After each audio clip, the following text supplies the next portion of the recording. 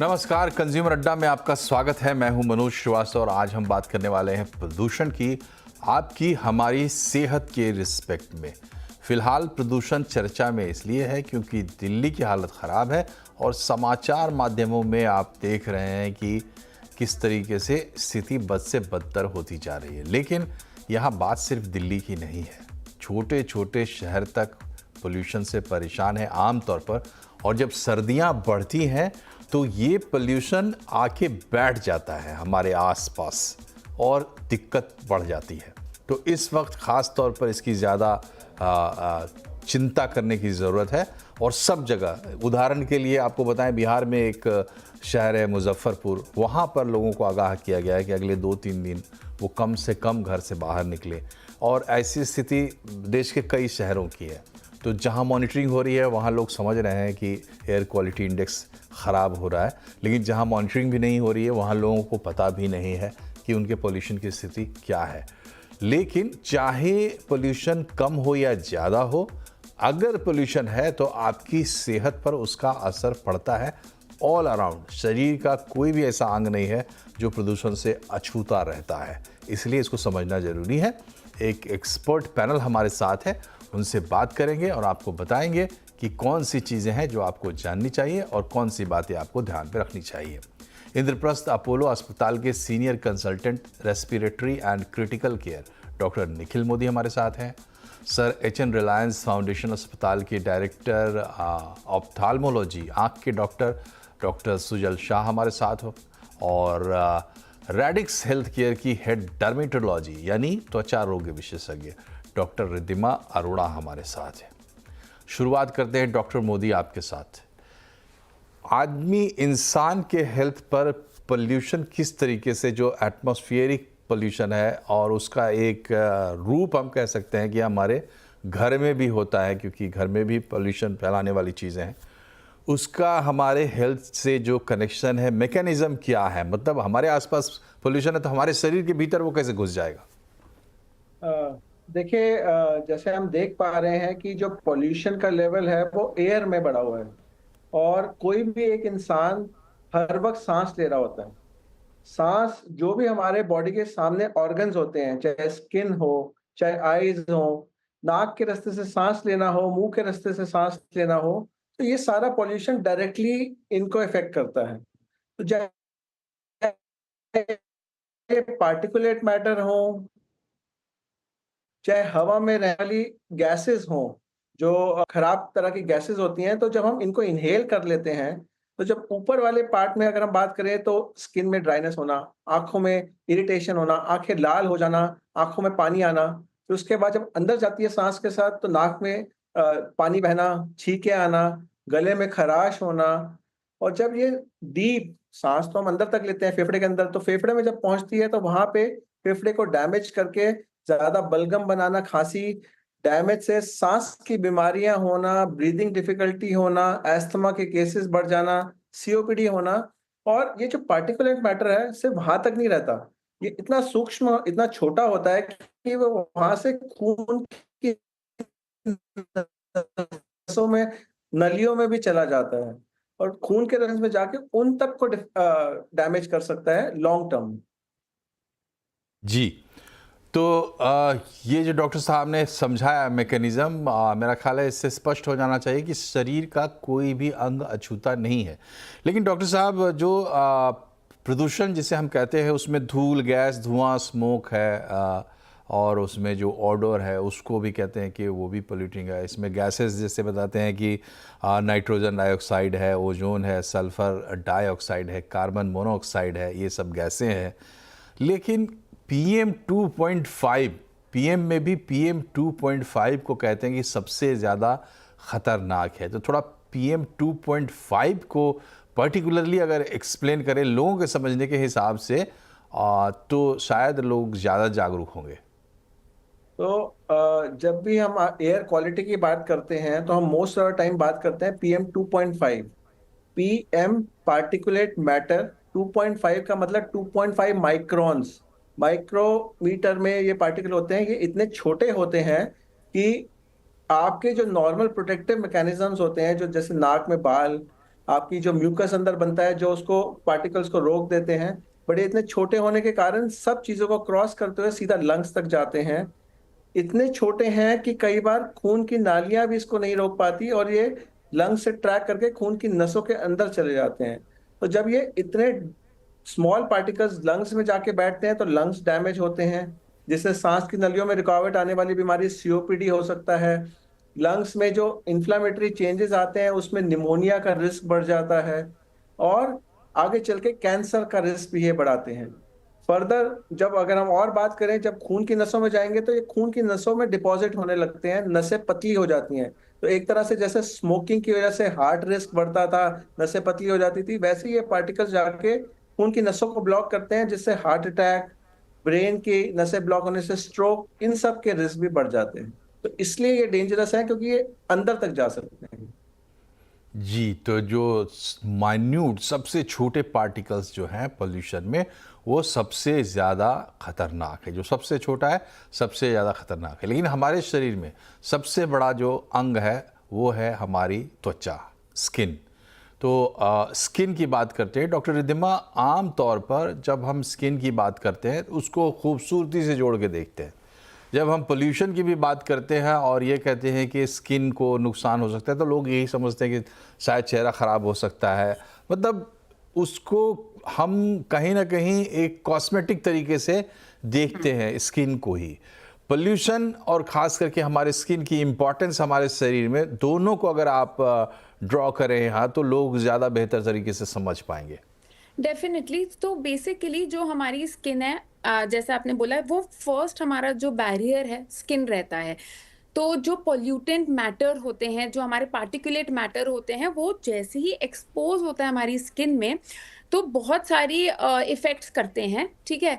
अब cosmetic effects भी होते हैं डेफ़िनेटली, जो आजकल ज़्यादा लोग कॉन्शियस रहते हैं। बट हमें ये भी समझना बहुत ज़रूरी है कि जो पोल्यूशन हो गई या फिर यूवी रेज़ हो गए, ये सब हमारा स्किन कैंसर की भी चांसेस बढ़ाती है। अब अगर हम इफ़ेक्ट्स की बात करें, तो ये सारी चीज़ें ड्राइनेस करता है, ये सारी सेंसिटिविटी इंक्रीज़ करता है हमारी स्किन को। ये बहुत ज़्यादा आपके fine lines, wrinkles, premature ageing भी कॉज़ कर सकता है, एज स्पॉट्स करता है कॉज़। बट इस सब के साथ-साथ हमारी स्किन पे बहुत हार्मफुल इफ़ेक्ट, जिसको मतलब स्किन कैंसर तक ये कर सकता है। तो हमारे लिए बहुत ज़रूरी है कि हम अपनी स्किन को प्रोटेक्ट करना है अगेंस्ट ये सारे pollution and pollutant particulate matter से। जो सबसे छोटे-छोटे पार्टिकुलेट मैटर हैं, वो सबसे ज़्यादा नुकसानदायक हो सकते हैं। तो ये बताइए डॉक्टर रिद्धिमा कि स्किन को प्रोटेक्ट करने के लिए इन दिनों में ख़ास करके जब पोल्यूशन बढ़ा हुआ है और सर्दियां भी हैं, तो क्या उपाय हम कर सकते हैं प्रिवेंटिव, जिससे कि हमें अफेक्ट ही ना करे? प्रिवेंटिव जो हम कर सकते हैं उसमें हम अपना डेफिनेटली क्लीन रखें। हमारी स्किन को at least twice daily cleanser use करना है, वॉश करना है थॉरोली हमारी स्किन को। दूसरी चीज़, हमारा जो स्किन बैरियर होता है उसको हमें स्ट्रेंथन रखना है, सो दैट कोई भी पार्टिकुलेट मैटर जितना हो सके वो उतना अब्जॉर्ब ना हो। सो वो किससे हम करेंगे? मॉइस्चराइजर से करेंगे, जिसमें सेरामाइड्स हो, मॉइस्चराइजिंग एजेंट्स हो। उसके अलावा डेफिनेटली सबसे इम्पॉर्टेंट है सनस्क्रीन। सनस्क्रीन हमारे को प्रोटेक्ट करता है एनवायरमेंटल डैमेज से, तो वो हमारे को लगानी है। ये 3 चीज़ें तो मिनिमम हमारे को एवरीडे करनी है, सो दैट हम प्रोटेक्टेड रहें, हम अपनी स्किन को सुरक्षित रखें। इसके साथ-साथ एंटीऑक्सीडेंट्स का भी बहुत रोल रहता है, चाहे हम वो ओरली लें, चाहे हम वो लगाएँ। एंटीऑक्सीडेंट्स जैसे विटामिन सी, विटामिन ई हो गया, ओमेगा रिच फूड हो गए, ये सब हमारे को इसका इंटेक करना भी बहुत ज़रूरी है एंड इसको हम अपनी स्किन पे लगा भी सकते हैं, जिससे हमारी स्किन प्रोटेक्टेड रहे। डॉक्टर रिद्धिमा, आपने चूंकि एक बात की, थोड़ा सा विषय से हट भी रहे हैं। आपने कहा सनस्क्रीन। हम देखते हैं आमतौर पर लोग ये सोचते हैं कि सनस्क्रीन सन से प्रोटेक्ट करने के लिए होता है, लेकिन पिछले दिनों हमने देखा दिवाली में भी लोगों को जब स्किन के स्पेशलिस्ट से हमने सलाह मांगी, उन्होंने कहा सनस्क्रीन यूज़ करो। सनस्क्रीन का क्या जादू है? क्या ये सब जगह इस्तेमाल करना चाहिए जब स्किन को प्रोटेक्ट करना हो? डेफिनेटली करना चाहिए। जो भी हमारे एक्सपोज्ड एरियाज होते हैं, फेस तो एक हो गया, बट नेक एरिया हो गया, अगर हम हाफ स्लीव्स पहन रहे हैं सो हमारी आर्म्स हो गई, हमारे को अगर हम शॉर्ट्स पहन रहे हैं तो लेग्स हो गए, एक्सपोज्ड एरियाज को कवर करना बहुत जरूरी है सनस्क्रीन में। अब ये सिर्फ यूवी रेज से ही नहीं, उससे तो बचाता ही है हमें, बट पॉल्यूटेंट से भी उसको अब्जॉर्ब होने से, पेनिट्रेट करने से डेफिनेटली एक लेयर बनाता है जो जिसकी वजह से हमारी जो पॉल्यूटेंट्स है वो अब्जॉर्ब कम होते हैं। तो डेफिनेटली सनस्क्रीन बहुत इंपॉर्टेंट है, चाहे वो एनवायरमेंटल डैमेज को प्रोटेक्ट करने के लिए हो, चाहे वो यूवी रेज को प्रोटेक्ट करने के लिए हो। दूसरी चीज, जो हमारी बॉडी में पॉल्यूटेंट्स की वजह से ऑक्सीडेटिव स्ट्रेस बढ़ता है, हमारी स्किन में फ्री रेडिकल्स बढ़ते हैं, उसको भी ये हेल्प करता है कम करने पे, एंड जिसकी वजह से हमारे जो इफेक्ट्स होते हैं, हार्मफुल इफेक्ट्स होते हैं, वो भी कम हो जाते हैं। चलिए, हमारे साथ अब ऑफ्थाल्मोलॉजी से भी एक डॉक्टर जुड़ गए। डॉक्टर शाह, आपका स्वागत है। ये बताइए कि पोल्यूशन में आँख, आमतौर पर हमें समझते हैं कि भाई थोड़ा पानी आ जाएगा आँखों में, थोड़ा पानी मार लेंगे काम चल जाएगा। क्या उससे गंभीर है पोल्यूशन का एक्सपोजर हमारी आंखों के लिए? पोल्यूशन से क्या होता है कि आंख में सिवियर ड्राइनेस हो सकती है, और जो पार्टिकुलेट मैटर है खास करके पोल्यूशन में, या कोई भी केमिकल टॉक्सिन्स होते हैं, उससे आंख में एलर्जी होती है। तो एलर्जी होने से और ड्राई आई होने से itching, redness, watering, mucus discharge, ऐसे अलग अलग तरीके से प्रॉब्लम होते हैं। तो ये गंभीर बीमारी तो नहीं है, लेकिन इससे प्रोडक्टिविटी कम होती है। जैसे कि आजकल आमतौर पे सभी लोग कंप्यूटर का इस्तेमाल करते ही हैं, कोई ना कोई स्क्रीन का इस्तेमाल करते रहते हैं। तो आपको ड्राइनेस और एलर्जिक कंजंक्टिवाइटिस अगर हुआ तो आप लगातार स्क्रीन पे आराम से देख नहीं पाएंगे, तो आपका मैन आवर्स का एक्चुअली लॉस होता है। ये गंभीर बीमारी नहीं है, लेकिन ये न्यूसेंस है और आपकी काम के वक्त एफिशिएंसी को अफेक्ट करता है। डॉक्टर साहब, प्रिवेंटिव मेजर्स क्या हो सकते हैं? आई थिंक सबसे बड़ा प्रिवेंटिव मेजर है कि अगर आप कोई भी ओपन व्हीकल में ट्रैवल कर रहे हैं तो आपको प्रोटेक्टिव आई वेयर पहनना चाहिए। जैसे कि आपको प्रोटेक्टिव रैप अराउंड टाइप के प्लेन ग्लास या सन ग्लास पहन सकते हैं, या फिर अगर आप कोई भी क्लोज्ड इसमें ट्रैवल करते हैं, क्लोज्ड व्हीकल में, तो सबसे बेस्ट है।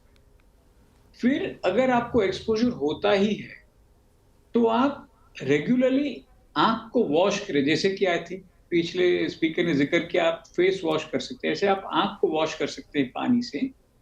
ये कन्वीनियंट अगर नहीं है तो आप ल्यूब्रिकेटिंग आई ड्रॉप साथ में रखें, ताकि जो भी इरिटेंट्स या पोल्यूशन या डस्ट जो भी आंख में गया है, आपने रेगुलरली दिन में 3 या 4 बार अगर कोई भी टीयर सब्स्टिट्यूट डाला तो इसको वॉश कर लेगा। अगर इसके बावजूद भी अगर आपको रेडनेस, म्यूकस डिस्चार्ज, एलर्जी ऐसा हुआ तो आपको एंटी एलर्जिक ड्रॉप्स डालने हैं। दूसरी बात जो आप आराम से घर से कर सकते हैं कि at the end of the day wash दिया, आराम से अच्छे से आंख को धो लें और हॉट कंप्रेस ले, लेकिन कोल्ड कंप्रेस, ताकि ठंडा कंप्रेस, पानी का पोता लगा सकते हैं आंख पे, तो इससे भी आंख को काफी रिलीफ मिलेगी। और डॉक्टर साहब, जो तकलीफ़ें आपने बताई जो पोल्यूशन में हो सकती है, तो उनमें हम डिस्टिंक्शन कैसे करें? कब हमें समझना चाहिए कि नहीं ये बात थोड़ी सी गंभीर है और मे भी डॉक्टर से कंसल्ट करने की ज़रूरत है? अगर आप कॉन्टैक्ट लेंस पहनते हैं और आपको ऐसा कोई भी इरिटेशन जैसा कुछ भी लगा आंख में, जो 1 दिन से ज़्यादा रहता है, आपको रात को आपने कॉन्टैक्ट लेंस निकाले उसके बाद भी ये परसिस्ट करता है, तो आपको फौरन जाना चाहिए आंख के डॉक्टर के पास। इसके अलावा आपको अगर ये रेडनेस, इरिटेशन ये लगातार काफी दिन तक चलता रहे, आप काम पे फोकस नहीं कर सकते हैं, बार बार आंखें ब्लिंक ज्यादा करनी पड़ती है, सुबह को उठते हैं तो व्हाइटिश डिस्चार्ज आंख के कोने में अंदर होता है, आपको आंख रब करके खोलनी पड़ती है, तो फिर आपको डॉक्टर के पास जाना चाहिए। जी, तो ये अलग अलग तरीके हैं जिससे आप समझ सकते हैं कि मामला गंभीर है या आप अपने तरफ से उसको मैनेज कर सकते हैं। जो तरीके डॉक्टर साहब ने बताए उसके हिसाब से। बाकी हम डॉक्टर साहब से ये भी जानेंगे कि अगर कुछ प्रॉब्लम होती है तो क्या सॉल्यूशंस हो सकते हैं। बहरहाल एक बार फिर से चलते हैं, हमारे साथ सांस रोग के विशेषज्ञ हैं डॉक्टर मोदी।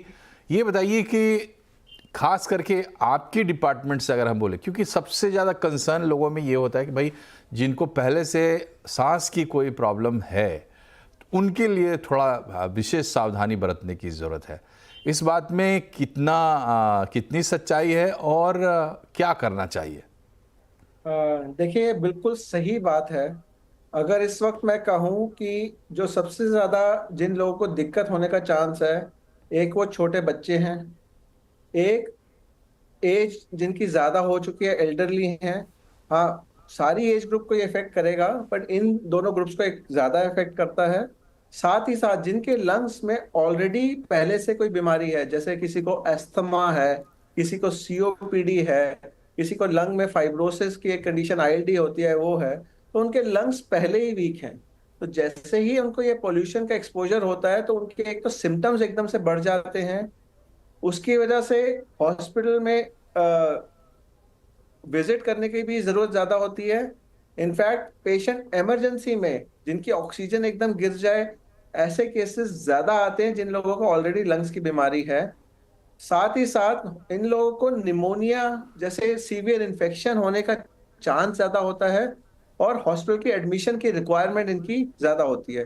तो जिन लोगों को लंग्स की ऑलरेडी प्रॉब्लम है उनको हम एडवाइस करते हैं कि आप इस टाइम पे कम से कम बाहर निकलिए और अपनी दवाइयां रेगुलर लीजिए, जिससे चांसेस ये सारे खतरे के कम से कम हो जाए। जी, और क्या इस तरह के कुछ उपाय भी काम कर सकते हैं, जैसे जिसमें ये लोग कहते हैं कि स्टीम लेना हो या इस तरीके की जो खाने पीने के भी कुछ उपाय होते हैं, क्या वो चीज़ें काम करती हैं या उन पे भरोसा करिए कई बार लोग ज़्यादा रिस्क ले लेते हैं? देखिए, कई बार शायद हम उस पर ज्यादा निर्भर हो जाते हैं। तो स्टीम लेने से एक ही चीज होती है कि जो वो ह्यूमिड एयर जाती है और जो अंदर गीला कर देती है, तो कई बार पार्टिकल्स कुछ हद तक क्लीन हो जाते हैं उससे। पर हम कहें कि स्टीम ले लिया तो हमें रिस्क नहीं है, ऐसा नहीं हो सकता, क्योंकि स्टीम एक लेवल तक इफेक्ट करती है और ये पार्टिकल, जैसे हमने बात की कि लंग्स में ज्यादा डीप तक जाते हैं, तो नुकसान जो होना है वो फिर भी हो सकता है। स्टीम लेना थोड़ा सा रिस्क कम करता है। हम अगर बात करें कि हम अपनी डाइट में एंटीऑक्सीडेंट ज्यादा खाएं, vitamin A, vitamin E rich जो फ्रूट्स और वेजिटेबल्स होते हैं वो खाएं, तो उसका डैमेज कम कर सकते हैं, पर रिस्क जीरो नहीं कर सकते। तो टाइमली अगर सिम्टम्स हो रहे हैं, आपको पहले से लंग्स की बीमारी है, तो टाइमली उस दवाई को जरूरत पड़ने पे जो मॉडिफाई करना है पहले से करें, तो ये रिस्क थोड़ा सा कम हो जाता है। जी, और डॉक्टर साहब एक क्वेरी और भी आती है दिमाग में, जैसे चूंकि जब पोल्यूशन होता है या जैसे दिवाली के दूसरे दिन लोगों ने चूंकि धुएं में समय बिताया, चाहे पोल्यूशन घटा बढ़ा जो भी हुआ हो, लेकिन उससे क्या हुआ, गले में लोगों को प्रॉब्लम हुई या थोड़ा जुकाम खांसी के जैसा हुआ और लोगों ने क्या थोड़ा भाप ले लिया या थोड़े एंटी एलर्जिक्स ले लिए, ऐसे उपाय लोगों ने किए, काढ़ा पी लिया, तमाम तरह की चीज़। लेकिन इसमें कई बार ये भी वो सवाल मैं रिपीट कर रहा हूँ कि ये खास करके स्टीम लेने वाला जो सॉल्यूशन है, 3-4 बार ज़्यादा बार लोग स्टीम लेते हैं, उससे डैमेज भी हो सकता है। इसमें जो है कि जब हमें माइल्ड एकदम से पॉल्यूशन बढ़ने से जो mild allergic symptom, irritating symptoms होते हैं, जैसे गले में खराश, खांसी, स्टीम लेने से वो थोड़े से कम हो जाएंगे। पर अगर आप एक्सेस स्टीम लेते हैं तो एक्सेस मतलब 5 मिनट से ज्यादा, दिन में 4-5 बार, तो वो अंदर जो हीट होती है वो भी अपने आप में एक इन्फ्लामेशन बढ़ा सकती है। तो ज्यादा स्टीम लेने से जो इन्फ्लामेशन बढ़ेगी, उसमें वो पार्टिकल्स सूजे हुए रास्ते में और होंगे। जैसे आप किसी को भी गर्म पानी किसी पे डल जाए तो वो पूरा बर्न हो जाता है ना, तो ऐसी ज्यादा स्टीम लेने से अंदर ऑलमोस्ट वैसी कंजेशन बन जाती है जो ज्यादा हार्मफुल हो सकती है। तो स्टीम एक लेवल तक ठीक है, पर एक्सेस स्टीम नुकसान भी दे सकती है ऐसे टाइम। जी, तो ये थी एक बेसिक सी जानकारी। अगर सांस के मरीज हों उनके लिए, ज़्यादा जो वल्नरेबल ग्रुप्स हैं उनके लिए और ख़ास करके आपकी स्किन और आपकी आंखों के लिए भी। यहाँ एक छोटे सा ब्रेक हम लेते हैं।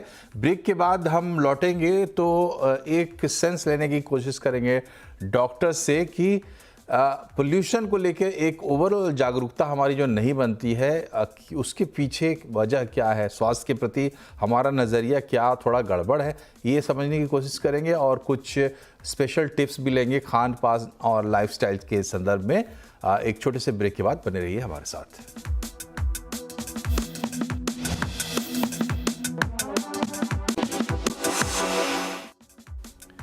ब्रेक के बाद एक बार फिर से आपका स्वागत है। आज हम बात कर रहे हैं पोल्यूशन की, आपकी हमारी सेहत के पर्सपेक्टिव से समझने की कोशिश कर रहे हैं क्या खतरे हैं, क्या उपाय हैं और कैसे आप बच सकते हैं। हमारे साथ डॉक्टर्स हैं।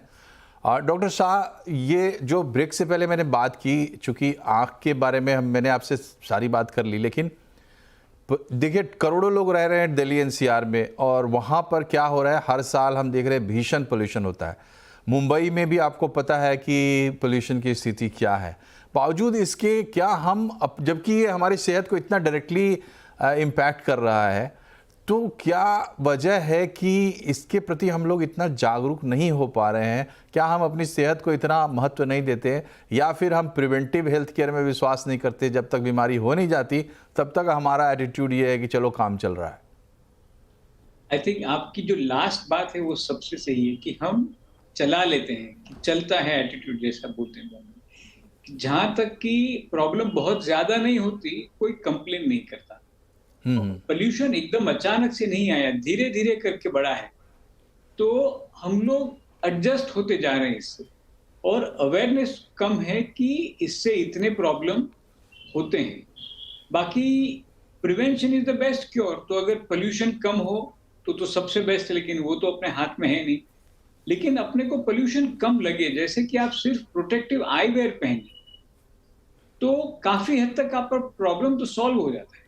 तो बेसिकली अवेयरनेस की कमी है जी। तो अवेयरनेस बढ़ाना ही हमारा प्राइमरी फोकस है, जो हम बार बार हर साल हम भी ये कार्यक्रम करते हैं और ज़्यादा इस वक्त में करते हैं। उसकी वजह ये है कि अवेयरनेस बढ़े, और जब आप उस पॉइंट पर पहुंच जाएंगे जब कोई उपाय नहीं रहेगा या बहुत ज़्यादा लोग बीमार होने लगेंगे, तब शायद लोग अपने आप समझने लगेंगे। डॉक्टर रिद्धिमा, यंग जनरेशन क्या इसी तरीके से सोचती है? दूसरी बात यह है कि जो जनरल हमारा लाइफस्टाइल है या जो हमारा खान पान है, स्किन के पर्सपेक्टिव से भी या जनरल हेल्थ के हिसाब से भी, उसमें हमें किस तरीके के चेंज करने चाहिए या कोई एडिशन मॉडिफिकेशन करना चाहिए, खास करके इन दिनों में दिल्ली जैसे किसी भी दूसरे शहर में? देखिए, सबसे पहली चीज़ तो हमारे को लाइफ़स्टाइल मॉडिफ़िकेशन, आजकल जो हमारा लाइफ़स्टाइल धीरे-धीरे बदल रहा है, उसकी वजह से not just skin but overall health पे भी बहुत असर आ रहा है इन अ वेरी नेगेटिव वे, है ना? तो सबसे पहली चीज़ आती है हम जो खाते हैं। मैं डेफ़िनेटली बिलीव करती हूँ जो हम खाते हैं वो हमारी स्किन पे दिखता है। तो हमारे को हेल्दी ईटिंग सबसे ऊपर रखनी चाहिए। दूसरी चीज़ है जो हम निग्लेक्ट करते हैं, जो मैं भी देखती हूँ अक्सर पेशेंट्स में, वो है वाटर ड्रिंकिंग। मतलब 2 से 3 ग्लास लोगों को लगता है बहुत है, लेकिन हमारे को at least 8 to 12 glasses of water per day पीना चाहिए। हमारे को हाइड्रेशन बहुत ज़रूरी है, स्पेशली पोल्यूशन, जब हमारा माहौल इतना पोल्यूटेंट से भरा हुआ है जो हमारी स्किन को इतना डिहाइड्रेट करता है, तो एटलीस्ट हम वाटर इनटेक अपना हमें बढ़ाना चाहिए। तीसरी चीज़ आती है हमारे को डेफिनेटली प्रोटेक्शन बहुत इंपॉर्टेंट है। सिंस हम लोग पोल्यूशन के बारे में ज़्यादा कुछ नहीं कर पा रहे हैं, ज़्यादा अवेयरनेस इतनी अभी जागरूकता नहीं हुई है उस चीज़ की, लेकिन हमारे को प्रिवेंट करना, उसको प्रोटेक्ट करना बहुत ज़रूरी हो जाता है। And not just skin but even hair, अपने नेल्स को भी, हर एक बॉडी पार्ट को हमारे को प्रोटेक्ट करना बहुत ज़रूरी हो गया है, not just in Delhi but overall. And since global warming भी इतनी बढ़ रही है, अगर आप देखो तो डेफिनेटली हमारे को यूवी रेज भी ज़्यादा लगती हैं, पोल्यूशन तो बढ़ ही रहा है, सो हमारे को प्रोटेक्ट करना बहुत ज़रूरी है। जी डॉक्टर मोदी, आप डॉक्टर हैं, तमाम सवाल मैंने आपसे उसी लिहाज से किए कि क्या सजेशंस है आपके, आप क्या ऑब्जर्व कर रहे हैं वगैरह वगैरह, लेकिन आप एक सिटीजन भी हैं और दिल्ली में हैं, तो पोल्यूशन पर अपने प्रोफेशन में होते हुए भी आपको क्या महसूस होता है? देखिए, हम हर साल मेरे ख्याल से हम इस टाइम पे ज्यादा बात इसलिए करते हैं कि जैसे ही वेदर चेंज होता है, ये फेस्टिवल सीजन आता है, तो एकदम से पॉल्यूशन लेवल बढ़ता है। जो कोल्ड एयर है, वो एयर की मूवमेंट, विंड स्पीड कम होने से एकदम से जो फॉग और स्मॉग कलेक्ट होता है, तो पॉल्यूशन लेवल बढ़ता है।